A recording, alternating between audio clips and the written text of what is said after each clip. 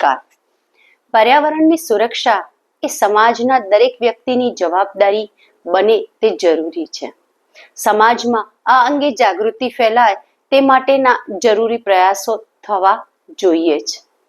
શાળાના બાળકોને પેપર બેગનો ઉપયોગ શા માટે જરૂરી છે તથા સિંગલ યુઝ પ્લાસ્ટિકથી થતા નુકસાન વિશેની સમજ આપવામાં આવી અને ત્યારબાદ અમારી શાળાના બાળકોએ નકામા ન્યૂઝપેપરમાંથી પેપર બેગ્સ બનાવી અને એ બેગ્સ એમણે નજીકના સ્ટોર્સમાં જઈને એનું વિતરણ કર્યું છે અને સમાજના તમામ લોકોને આમાં જોડવાનો પ્રયાસ કર્યો છે. પર્યાવરણ બચાવવા માટેનું આ નાનકડું પગલું ખરેખર ખૂબ જ અભિનંદનને પાત્ર છે. ચાલો આ બાળકોના નાના પ્રયાસને વધાવીએ.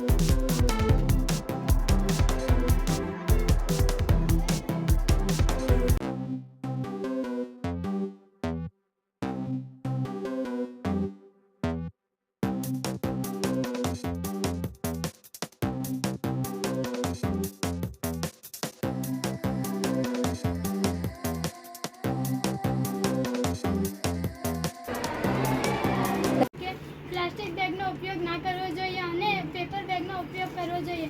જ્યારે પણ પ્લાસ્ટિક બેગનો ઉપયોગ કરીએ ત્યારે તે આડાવડી રસ્તામાં પડ્યો છે અને પ્રાણીઓના મોઢામાં જાય છે. જ્યારે પ્રાણીઓના મોઢામાં જાય ત્યારે પ્રાણીઓની તબિયત બગડી શકે છે અને એટલે આપણે પેપર બેગનો ઉપયોગ કરવો જોઈએ. જ્યારે આપણે શાકભાજી લેવા જઈએ ત્યારે આપણને કાપડની થેલીનો ઉપયોગ કરવો જોઈએ અને જ્યારે દુકાનમાં નાની મોટી વસ્તુ લેવા જઈએ ત્યારે આપણને પેપર બેગનો ઉપયોગ કરવો જોઈએ. પર્યાવરણને બચાવવા માટે એક નાનકડું સ્ટેપ અમારા બાળકો દ્વારા લેવાઈ રહ્યું છે. બાળકોએ પોતે બનાવેલી બેગ જે છે એ આપને આપવા માગે છે અને આશા રાખીએ છીએ કે આપના ત્યાં આવતા જે કસ્ટમર છે એને જરૂરી વસ્તુઓ આ બેગમાં આપશો અને પર્યાવરણને બચાવવામાં આપનો સહયોગ આપશો. Thank you.